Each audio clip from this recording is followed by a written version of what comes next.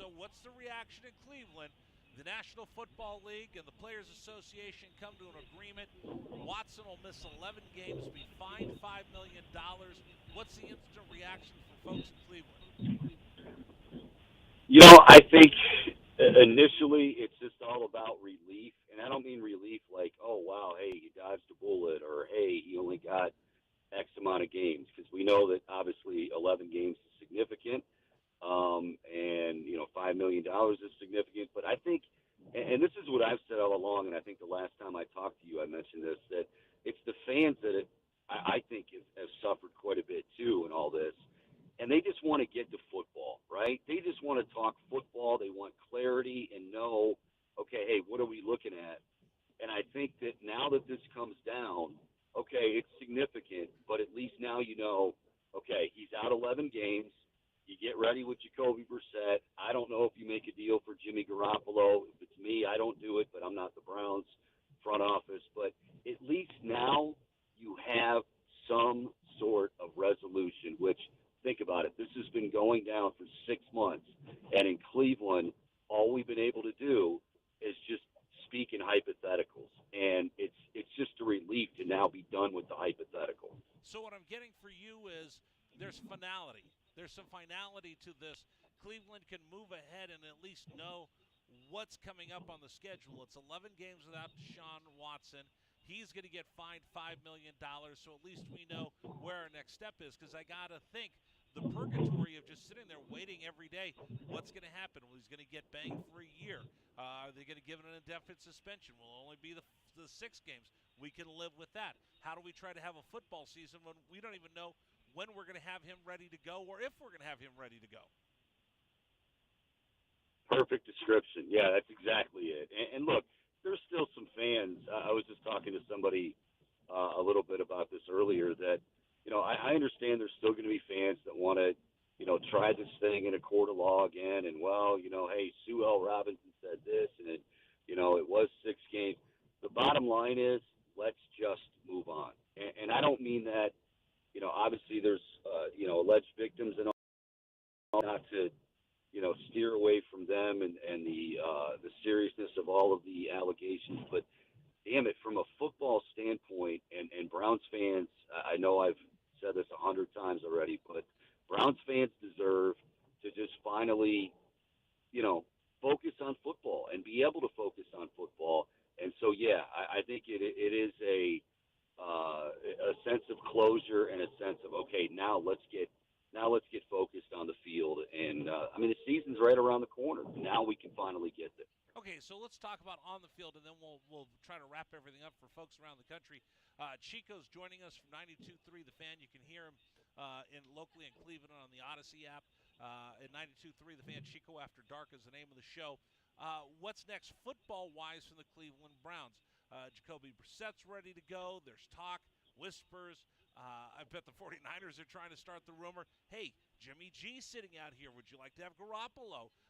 Is this team good enough to try to have a Band-Aid to get you to Deshaun Watson, meaning for the 11 games, if they go with Jacoby Brissett, will he put them in a position that Deshaun Watson can roll in Week 12 against Houston and lead them to the playoffs, or do they need to find a quarterback to hold down the fort until Week 12 against the Texans?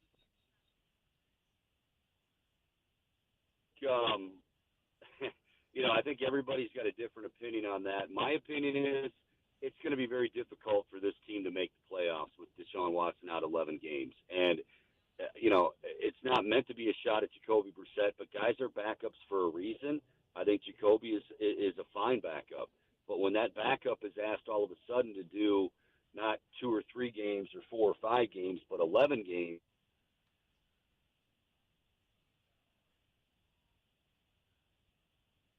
I think we lost Chico. Chico, are you with me? We'll see if we can get Chico back on with us here on CBS Sports Radio. I think, is Chico there? Yeah, Rich, there you got me. Okay, You were breaking up as well. You there? I got you. There we are. Okay, I got Chico back. Apology, folks. We have a little trouble with it. But, so we're talking about, is this team good enough to go to the playoffs with the backup at Jacoby Brissett? So, again, we're not knocking Jacoby, but there's a reason why you traded for Deshaun Watson, because he was the best quarterback that you could find to run this football team. So does it make sense to go out and get a Jimmy Garoppolo to hold down the fort? Because if Deshaun Watson's good enough to get you to the playoffs, that's great. But if he shows up and the team is, I don't know, if they win 4 of the first 12 games, you're not going to get to the playoffs. So do you go in for, if you've gone all in on Deshaun Watson, do you double down to try to go bring in Jimmy G to give you a chance to set him up to take you to the playoffs? Okay, so Rich, this is where a lot of people are divided in terms of Jimmy Garoppolo, and I'm, I've said all along, look, I think Jimmy G's okay. I really don't think, believe it or not, he's that big of an upgrade over Jacoby Brissett. That's just my opinion. I think he's better than Jacoby Brissett. You talk about what you'd have to pay, what you'd have to give up, and ultimately, does he make that big of a difference in terms of this team being a playoff team? I mean, if he can do that, and he's their guy, and Andrew Berry, most importantly, believes that, then go ahead and get him. I don't feel that way. And I think right now, and like I said, this is the beauty of now being able to talk football and not court of law, is now we start getting into these discussions, and I can just tell you a lot of people are very just divided right down the middle on that one. Yeah, because I look at Jimmy Garoppolo. I'm a 49er fan, so I know that Jimmy Garoppolo can win you games, but I also know he'll throw some picks. He'll cost you some games, but I would think he'd be an upgrade from Brissett. He's a playoff caliber quarterback, but then you end up with another mess because Jimmy G's going to cost you some cash. So I bring in Jimmy G. I have him hold the fort down for 12 games, and then when Deshaun Watson comes back, I got one of the highest paid backups in the National Football League sitting there on the former 49er signal caller. Yeah, I'll tell you, it's interesting, and not to knock Jimmy Garoppolo, he's a playoff caliber QB in my mind because his team obviously made the postseason. I don't want to say that he had no success at all in the playoffs, but I just that's a great defense. You had some guys around him. Now, obviously, he's the QB, he's the catalyst, so he's got to do something right. But I just don't know if he is the difference in making the postseason, especially when we talk about this year. And I've mentioned this a great deal, as I'm sure you have. I mean, the AFC is loaded this year, Rich. Right. Like, you've got, everybody in the AFC West could contend, and obviously you got Buffalo, maybe the best team in the entire league, or at least the AFC East, and, the North Division. So it's going to be tough to do it.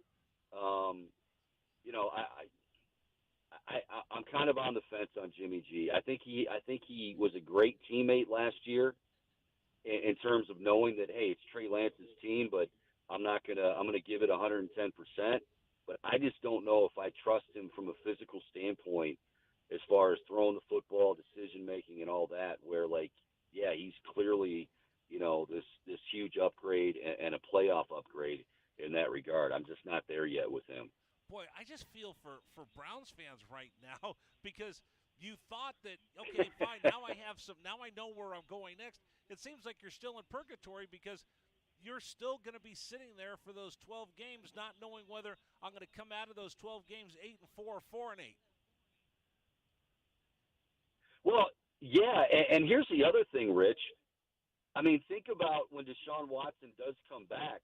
He hasn't played football and look, Deshaun Watson's going to be fine eventually, but can we 100% say that he comes back in week 12 after missing 11 games and the guy just picks up where he left off almost 2 years ago?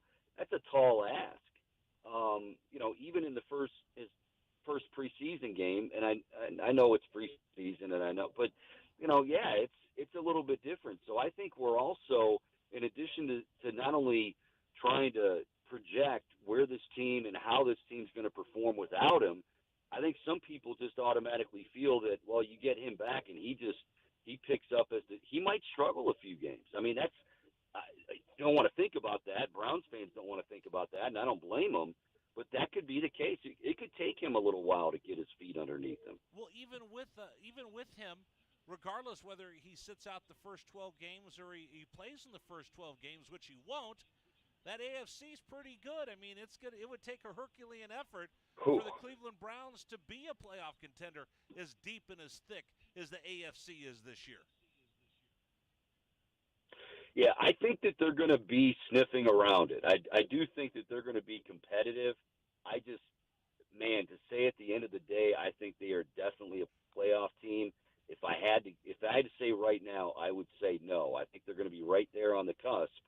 But it's just, you couple the loss of Deshaun Watson, which as you just as you just mentioned, the competitiveness and the just the caliber of teams in the American Football Conference this year, it's going to be an uphill climb.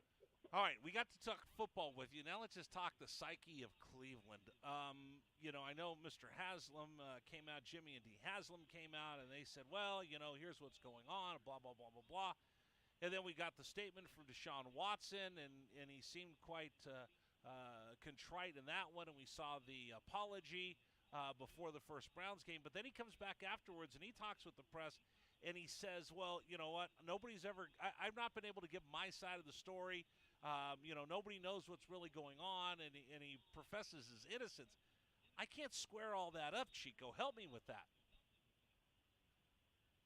I wish I could, buddy, because I can't either. It's almost like he's apologizing for things that he's already said he didn't do. So it's like, wait a minute, where he said 4 times, and let me just preface it all by saying, I don't know what went on in those rooms with those alleged victims. You don't. None of us really do. But I do know that he made a point 4 times. The first time he was introduced to the Cleveland media and everybody, he made a point on 4 different occasions to say, hey, I've never disrespected a woman in my life. Not once, not twice, not 3 times. 4 times he said it.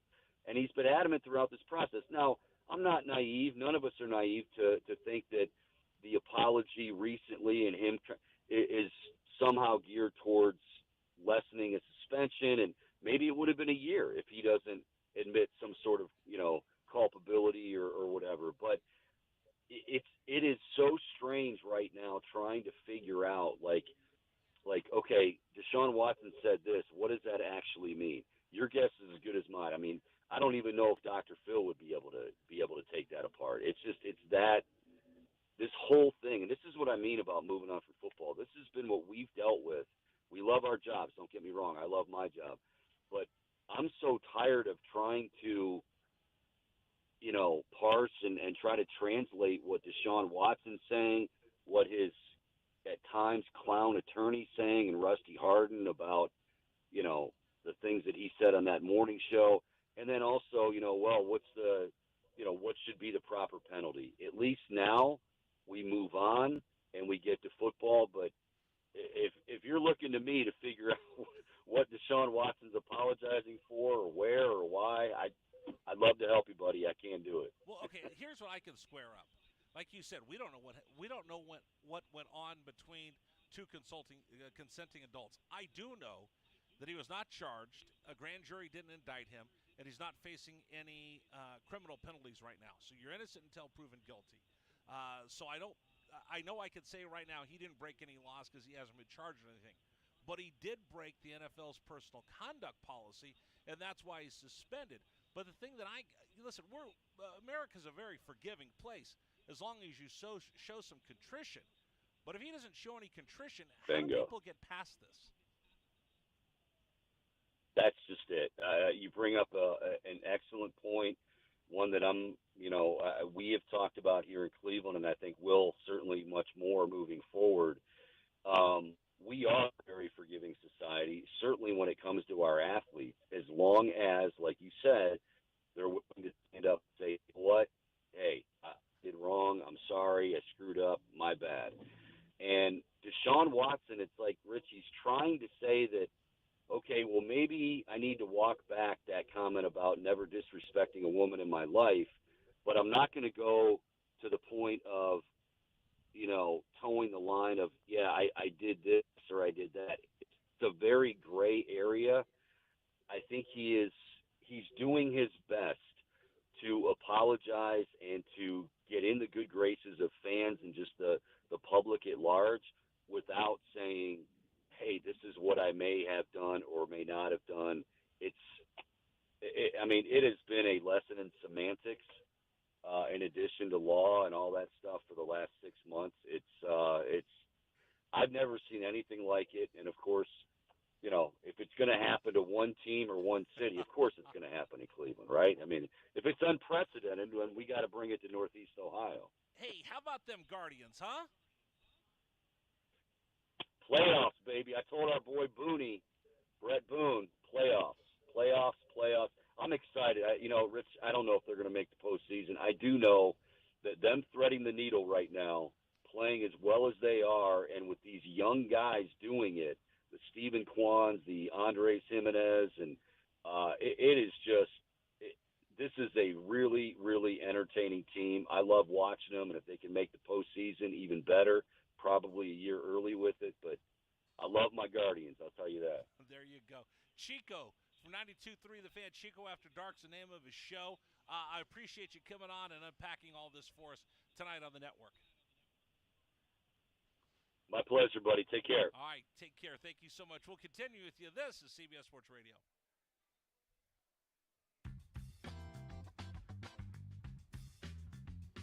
All right, you're clear.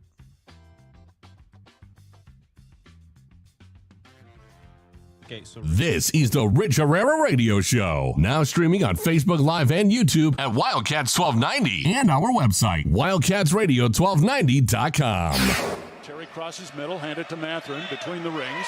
Over for Krisa. Checked by Campbell. High screen from Koloko. Krisa around it, drives right. Throw it for Koloko, who slams it down for two. Lamb set. And the pitch to Susak, driven out towards right field. That is going to get down for a base hit and go all the way to the wall. Casagrande headed for third. They're going to wave him around. He's coming home, and the Wildcats have tied it up.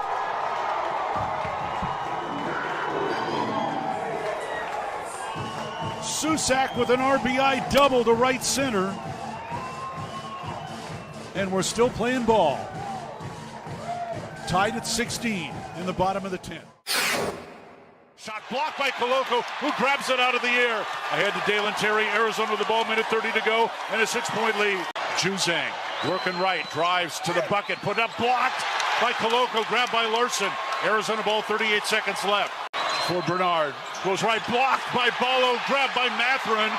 Arizona ball, 22 seconds left. Campbell down for the Bruins, throw it out to Riley. He'll shoot the three, blocked again by Koloko. Ballo grabs it, it's over. Championship to Tucson. Hey, sports fans, it's Rich Herrera. Thank you so much for tuning into our stream. We'll be back in just a bit. Until then, how about some Arizona Wildcat highlights? Fourth down and less than a yard. Trojans will go for it in a tie game. Slovis out of the shotgun. Step to his left. Step the handoff. It is good. Backfield and drop. No gain. Loss on the play. Cats take over. That's a huge play by Arizona. Explosive play in the backfield that time. Shot blocked by Koloko, who grabs it out of the air. Ahead to Dalen Terry, Arizona with the ball, minute 30 to go, and a 6-point lead. Juzang working right, drives to the bucket, put up, blocked by Koloko, grabbed by Larson. Arizona ball, 38 seconds left. For Bernard, goes right, blocked by Ballo, grabbed by Matherin. Arizona ball, 22 seconds left. Campbell down for the Bruins, throw it out to Riley. He'll shoot the three, blocked again by Koloko. Ballo grabs it, it's over. Championship to Tucson. Dalen Terry quickly the other way, out to Tabellas, down the lane to throw it down with the left hand. Look out. The locomotive slams it home. Hey, sports fans, it's Rich Herrera. Show will be back in just a little bit. Thanks for tuning into our stream. Until then, how about some great moments for the University of Arizona Wildcats? Fourth down and 2, Arizona. Down 14-0. Wildcats on fourth down this year are 12 of 20. Offset backfield. Plummer to throw the ball, looking, throwing towards the back of the end zone, and it's hot! Touchdown, Arizona! Oh, did they need that? My goodness, Booby Curry had to leap in the air to take the ball over the top of the defender, and the Cats are on the field. ASU with the ball, Down by 11, 3 to go. Steal by Koloko. He's going to drive the other way and slam it home. And foul by Lawrence. Why Lawrence contested the big man, Christian Koloko, with defensive steal and flush. Lawrence picks up his third foul. Big guys love to play point guard. Koloko looked like one driving down. That was from midcourt. 3-point lead again for TCU. Down to 30 seconds left. Mathurin with the ball for the Wildcats. Mathurin around a Koloko screen. Picked up by Lampkin. Go outside for Koloko. Feed it to Terry, right corner. Terry can't go baseline. Circles back out top to Mathurin. 10 to shoot. 16 left in the ballgame. Mathurin, 3 balls straight away. Good! That's We're a tied. huge shot for Ben Mathurin in Arizona. Timeout TCU. This ball game is knotted up. 12.6 seconds to go. Ben Mathurin drains a deep 3 from straight away. He's got 24 points, and we're all even. Hey, sports fans, this is Rich Herrera. Thanks so much for tuning into our stream. Back in just a bit. Until then, how about some highlights from the University of Arizona? McLeod's going to line up under center. Wiley, the running back. Receiver either side. 2 tight ends. Oregon, 5-man front. They shift. Play fake, rolling right. McLeod looking to throw. Going deep. Down. Trying to find Berryhill. Makes the catch inside the 25-yard line. Still loose inside the 15. First down, Arizona. What a play by McLeod. He was smacked, but he had the presence of mind to know where Berryhill was. He threw the ball. He underthrew the ball, and Berryhill was looking back at it and made a great play on the ball. An amazing play by Jordan McLeod. Brown will take the snap a yard deep in the end zone. Straight back to throw. Has some time. Steps up in the pocket. The Wildcats have got him for a safety. Second safety Arizona has recorded this season. It's a 24-12 ball game, and the Cats will get the ball. That's big Pulling time. on the field is a safety. Yes. That's big time by Arizona. That time defense did a great job of just closing the pocket from the inside, and then the pressure on the outside by Abear, they just got him. They just got there. They won their blocks that time. Excellent job by Arizona defense and really changing the momentum of this game.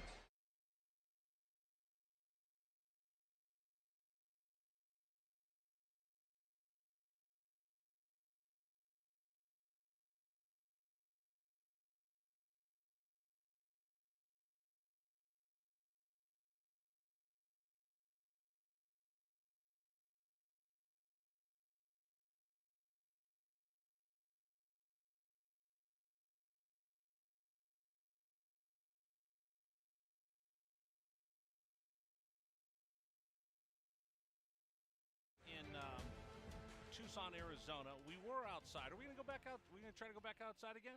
All right, we're going to try to go back outside again. We set up for the program, and it just started pouring. It's raining cats and dogs and mice and pigs and goats and aardvarks. We got a microburst that just hit us as we started the show, but now the weather's gotten a little bit better, and it's a little cooler outside. We're going to see if we can go back out on the patio. On the balcony here at Illegal Pete. So if you hear all this stuff going on in the background, that's what we're doing. We are streaming from inside Illegal Pete, so we appreciate everybody coming out and saying hi. The staff here, they're ready for football as we will have Bear Down Friday. We'll be here every Friday, every home game for the pep rally and Bear Down Friday, and we've got a new broadcast position up on top of the balcony in the second story here at Illegal Pete. So, with that being said, we'll catch back up. Our thanks to Chico from 92.3 The Fan. He had limited time, so we had to kind of scramble to get him on the air. But lots of great, interesting stuff about Deshaun Watson, which is one of the biggest stories in sports today. So let's see. What do I need to do right now to catch back up, Dragon Ball? Oh, we have our text question of the day. Our text question of the day, because we spent ungodly amounts of money to have a text line. We spent so much money that the bosses looked at us and said, "You, Herrera, how much did you spend on getting text messaging?" A lot. Well, you better use it then on a daily basis, Buster. So now we have to do a text question of the day. text in to us. Text the word RICH to 520-848-1290. Text the word RICH to 520-848-1290. Text the word RICH to 520-848-1290. Here's our text question the day. Did the NFL get it right with the settlement with Deshaun Watson? Did the NFL get it right with the settlement with Deshaun Watson? Tell me yes or no. And whatever message you have, text the word RICH to 520-848-1290, 520-848-1290, and we'll read the best text messages a little bit later during the program. Quick reminder for you. I got to catch up with all my announcements.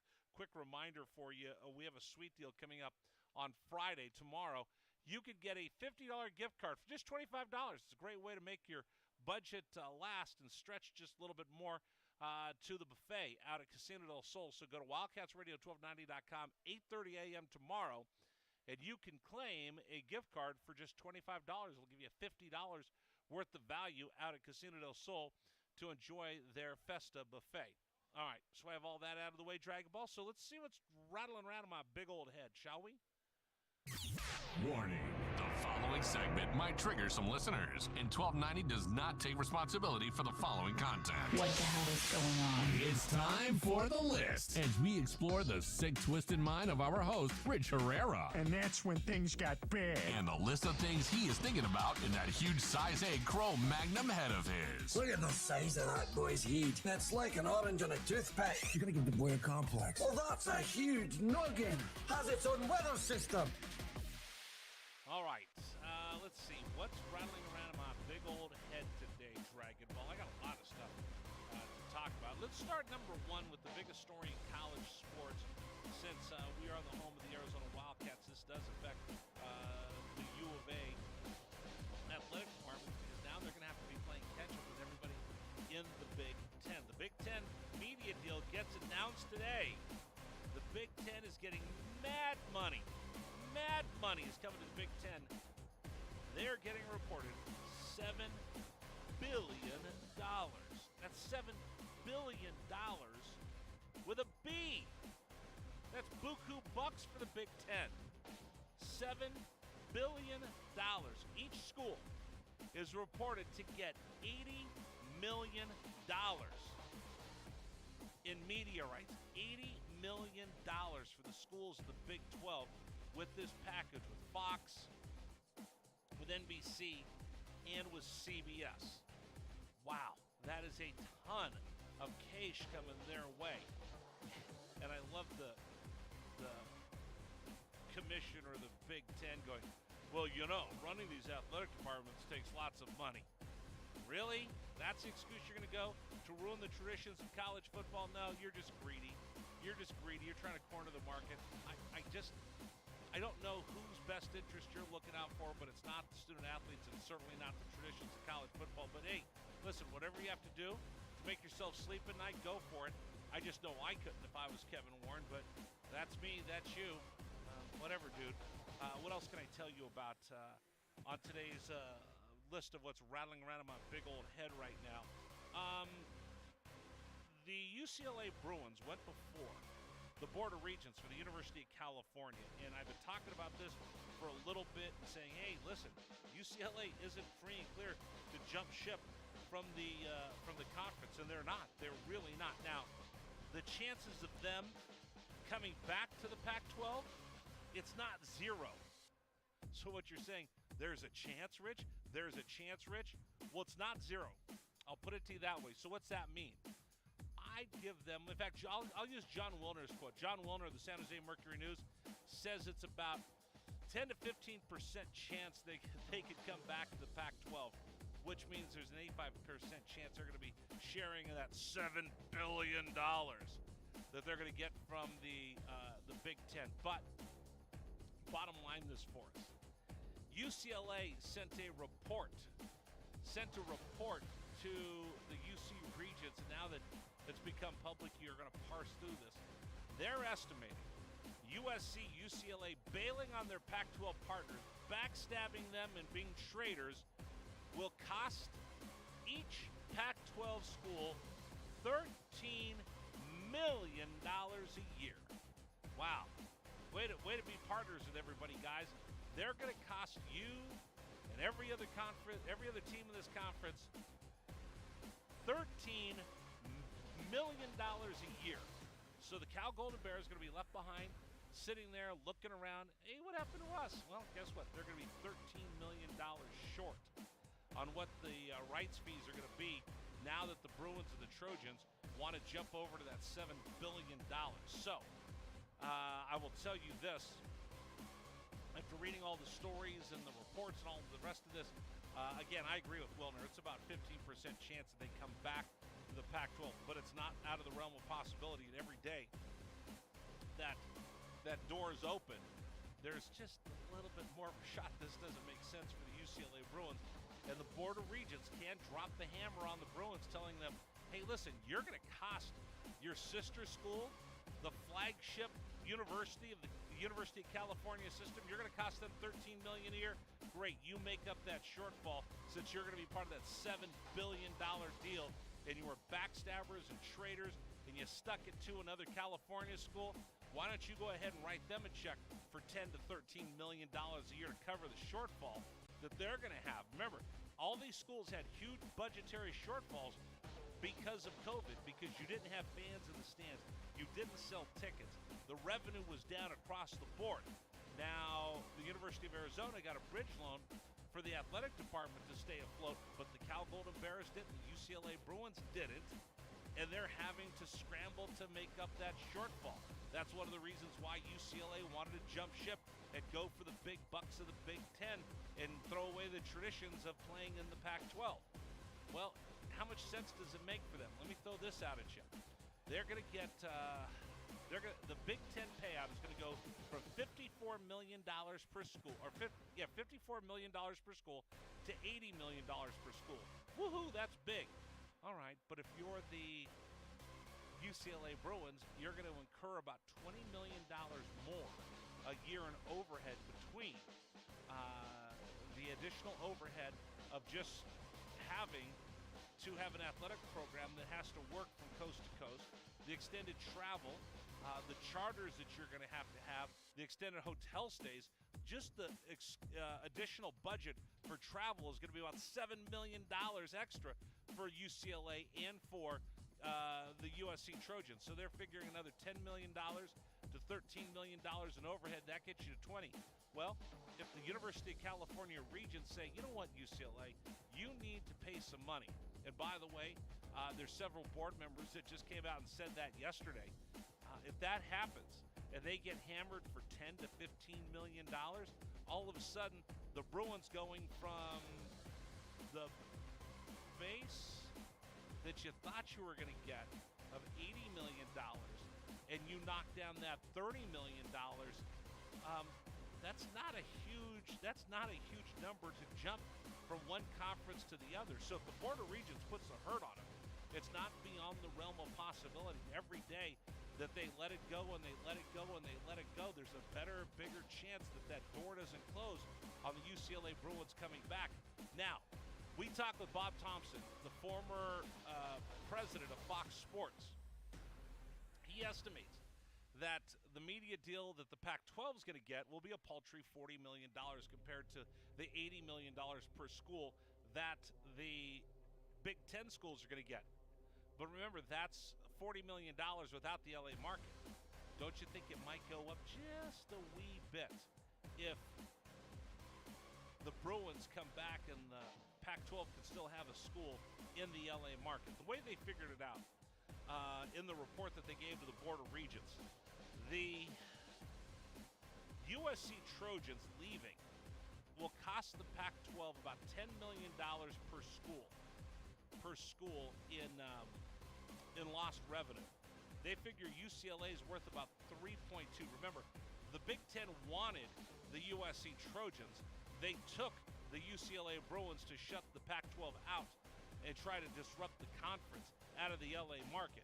If you get the LA market back, I almost can guarantee you those rights fees will rise above $40 million per school if the Bruins were to stay within the fold.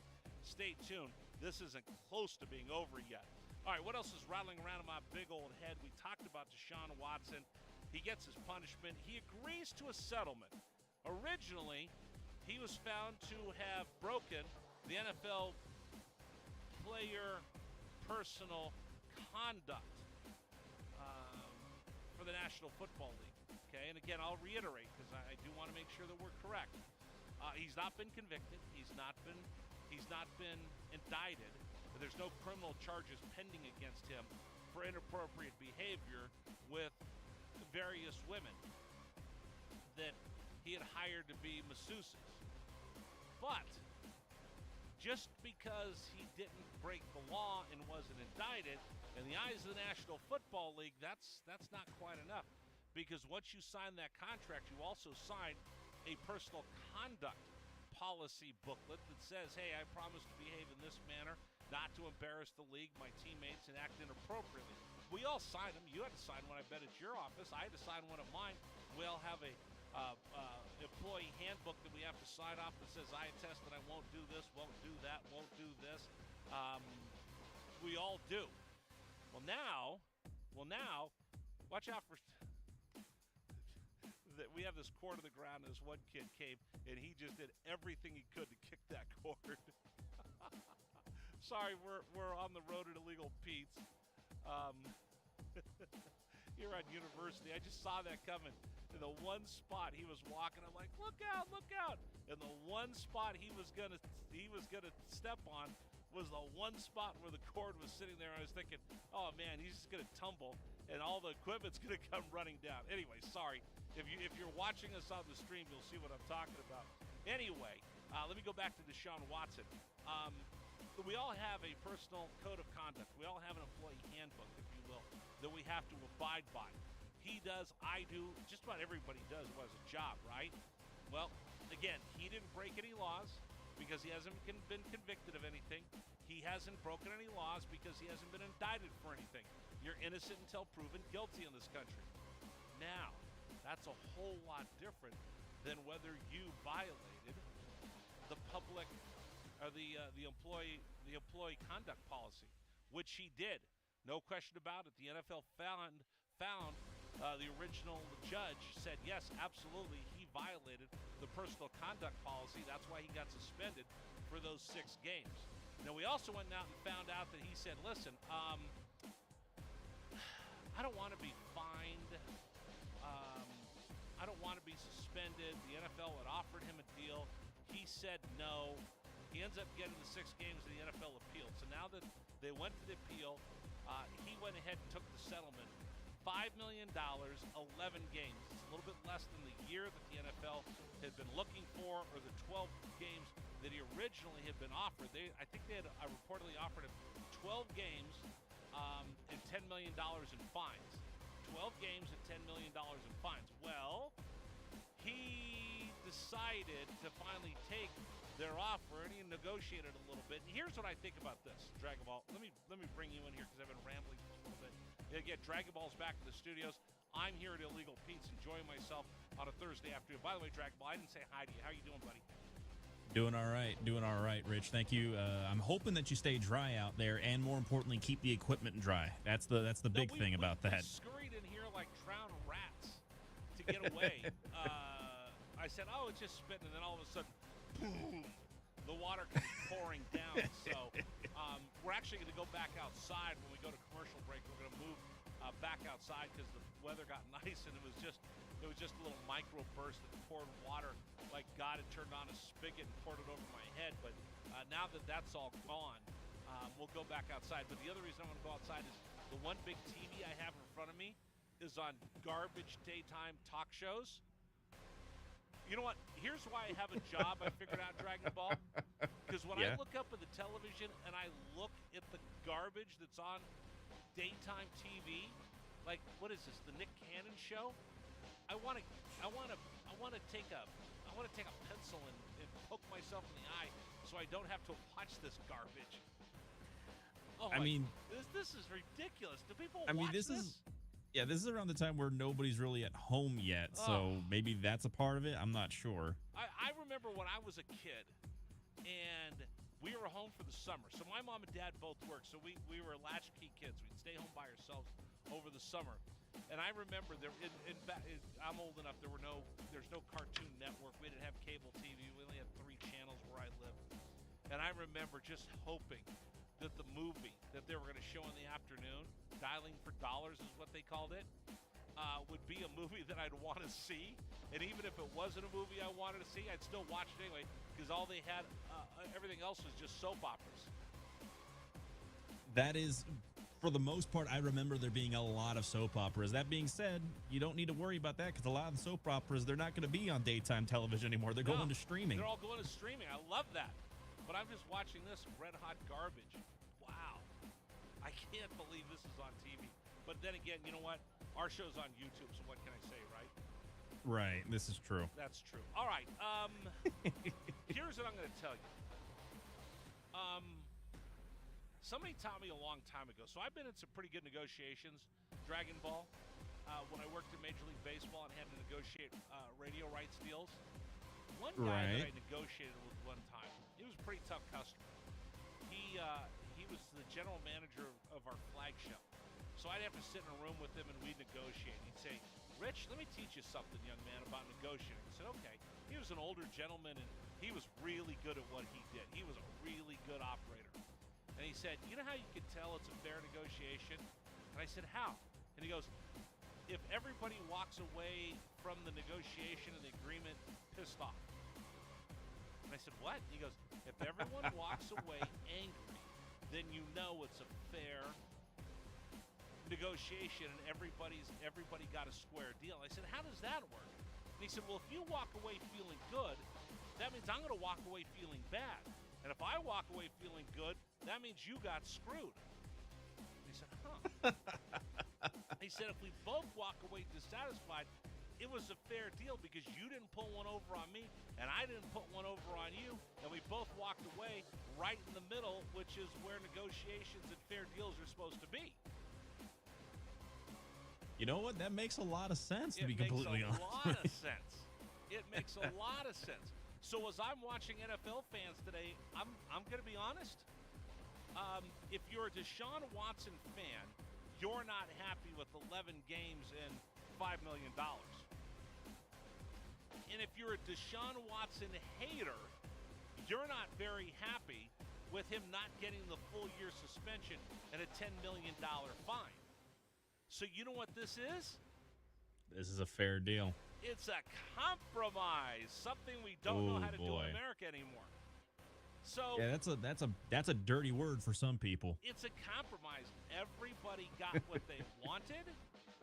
So if you don't like, if you're anti-Deshaun Watson, he's going to get fined millions of dollars, and he's going to miss a significant amount of the season. So if you're a Deshaun Watson fan, you don't think that's fair. If you're a Deshaun Watson hater, he didn't get the whole season, but he did get some. He's going to have to give up $5 million, and the money is going to go to help victims of domestic violence. You're not happy, but you got a little bit of what you wanted, right? I hate to say this because I'm going to get kicked out of the union of sports talk shows that do nothing but complain about Roger Goodell. I think he got it right. I think he got it right because everyone's walking around unhappy. It's a compromise. It's a dirty word in American society, but it works. Let's see. What else was rattling around in my big old head? I went to practice today, watched Tyler Loop kick the football over the top of the building and onto the roof, which is kind of fun because somebody had to run up there to go get the football off the roof. We talked to Jordan Powell. We'll hear that a little bit later. And I met Barrett Baker today, Arizona alum. That was kind of cool seeing him because we've had him on the radio so much. But again, when I got to town, there was COVID, so I really didn't get to see anybody. So that was cool. I enjoyed that conversation very much. And Dragon Ball, I'm feeling it. I'm starting to get that fever. I'm starting to feel it a little bit more each day. That I'm starting to believe that Arizona football just might have turned the corner because I'm seeing things every day that make me do a double take and go, yeah, while we're out of practice. And that's a good thing because, like you said, we've been really, really waiting to see that corner get turned And if you're seeing the signs in practice, hopefully it translates into the field. I think so. Hey, don't forget, we have a new promotion for you. It's Walk On Wednesdays at Dave & Buster's, brought to you by Goodfellas AC. It's your chance to take on the Arizona basketball walk-ons, friendly competition at Dave & Buster's. First one takes place Wednesday the 31st between 6 and 8. Everyone's welcome to join and take the walk-ons on. You get a chance to win a $250 cash card with a $250 Dave & Buster's prize pack. A walk on Wednesday at Dave & Buster's in Tucson. Wednesday, August 31st from 6 to 8. It's brought to you by our friends at Goodfellas AC. For details, go to wildcatsradio1290.com.